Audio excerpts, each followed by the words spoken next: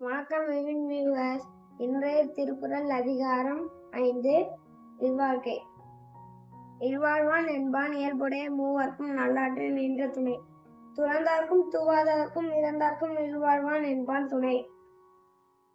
என் குலத்தார் தெய்வம் இருந்தோக்கல் தானென்றாங்க ஐம்புலத்தாரும் ஓம்பல் தரை பழியென்று பார்த்தும் உழைத்தாயின் இல்வாழ்க்கை வழியென்று எண்ணி அன்றுமில். அன்பும் அறனும் உழைத்தாயின் இல்வாழ்க்கை பண்பும் பயனும் அது. அறத்தாற்றின் இல்வாழ்க்கை ஆற்றின் புறத்தாற்றின் புகவை பெறுவது எவன்? இயல்பினான் இல்வாழ்க்கை வாழ்வான் முயல்வாருள் எல்லாம் தலை. ஆற்றின் ஒழுக்கி அறநிற்க இல்வாழ்க்கை நோற்பாலின் நுண்மை உழைத்து.